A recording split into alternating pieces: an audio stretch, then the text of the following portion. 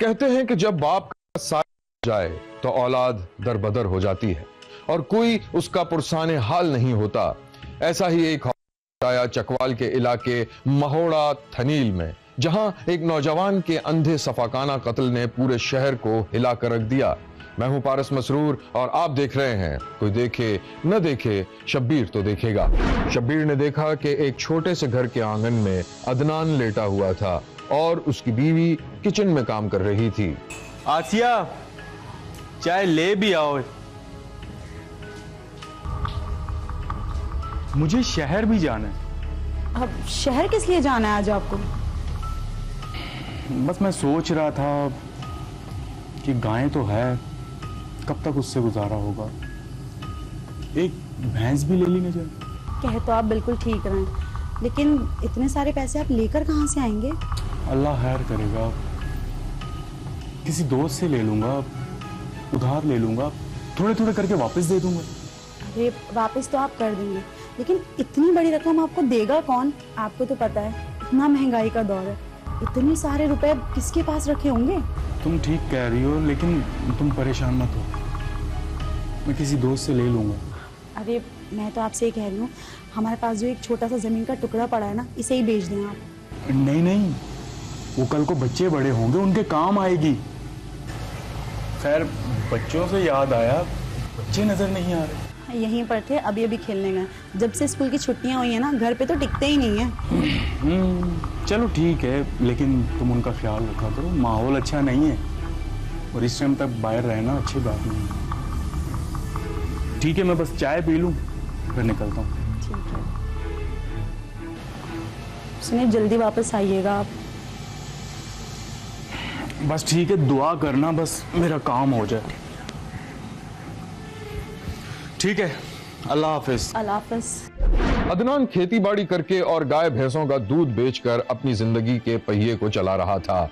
अदनान के 3 बच्चे थे और घर माहौल खासा पुरसुकून था। अदनान ज्यादातर वक्त अपने खेतों में गुजारता था और शाम को दोस्तों के साथ बैठक करना उसका रोज का मामूल था। अच्छा, और सुना, तू कल शहर गया था, क्या बना फिर तेरे काम का? हाँ यार, शहर गया था, एक व्यापारी से बात हुई है, पर मुझे नहीं लगता कि सौदा बनेगा। क्यों, क्या हुआ? जानवर इतने महंगे, मैं तुझे क्या बताऊं, 3-4 लाख से नीचे कोई बात ही नहीं करता। इतने पैसे मैं कहां से लाऊं? एक दोस्त से पैसे मांगे उधार, वो भी कम पड़ रहे। तू सही कह रहा है यार, जानवर बहुत महंगे हैं। चाय पी। और तू सुना, काम कैसा चल रहा है? अबे यार क्या बताऊं, काम के तुझे पता, हालात तेरे सामने ही है सारे। एक दुकान खोली थी, वो भी नहीं चली। माँ कहती है रिक्शा चला ले। लेकिन एक बात बोलूं, माँ बिल्कुल ठीक बोलती है। रात के सन्नाटे में अदनान अपने घर की तरफ रवां-दवां था। उसे अपने और अपने बच्चों के मुस्तकबिल के बारे में शदीद फिक्र लाहक थी। वो इस बात से बेखबर था कि जिंदगी की सफाक हकीकत अपने जबड़े खोले उसकी ताक में बैठी है। रुक, साइड में रुक, निकाल जो भी है तेरे पास। खबरदार, को इशारे मत करियो। निकाल जो कुछ भी है तेरे पास, हाथ ऊपर कर। नहीं नहीं भाई, मेरे पास कुछ भी नहीं है, मेरे छोटे छोटे बच्चे हैं भाई। निकाल जो कुछ भी है इसके पास, तलाशी ले इसकी। नहीं, मेरे पास कुछ भी नहीं है भाई। कहाँ से आया तेरे पास ये? झूठ बोलता। एक नकाबपोश ने अदनान की जेब में हाथ डाला तो मोबाइल और कुछ नकदी निकल आए। नकाबपोश ने अदनान को एक थप्पड़ जड़ दिया। झूठ बोल रहा है तू, ये क्या निकला तेरे पास से? मैंने भाई दोस्त से उधार पैसे लिए भाई, ये मुझे वापस कर दो भाई। हाथ पीछे कर। मज़ाहिमत करने पर दोनों नकाबपोश अफराद ने अदनान को ज़ुदोकोब किया, नकदी और मोबाइल छीन लिया और अदनान को कत्ल करके एक नहर के किनारे फेंककर फरार हो गए। उधर अदनान की बीवी परेशानी के आलम में अपने शौहर का इंतजार कर रही थी, इस बात से बेखबर कि उसके शौहर पर क्या कयामत गुजर गई है। शब्बीर ने देखा कि एक नीम तारीक कमरे में अदनान की बीवी परेशानी में टहल रही थी और बार बार अपने शौहर को फोन कर रही थी। आज तक इतनी देर तो कभी नहीं की इन्होंने, मेरा फोन भी नहीं उठा रहा है। अल्लाह खैर करे, कहाँ होंगे? कहीं कोई अनहोनी? नहीं, अल्लाह ना करे।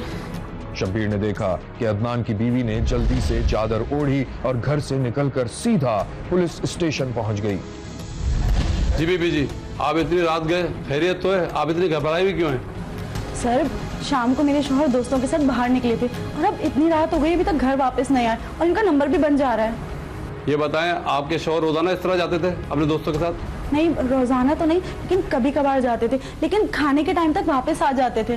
वो अपने बच्चों से बहुत प्यार करते हैं, उनके बगैर खाना ही नहीं खाते। आप अपने शौहर के दोस्तों को जानती हैं? नहीं, मैं तो किसी भी दोस्त को नहीं जानती। बीबी जी, आपके शौहर की किसी से कोई दुश्मनी, कोई लेन देन का मामला? नहीं सर, मेरे शौहर की तो किसी के साथ कोई दुश्मनी नहीं है। वो तो बस अपने काम से काम रखते हैं और लेन देन का मामला तो किसी के साथ कभी नहीं रहा।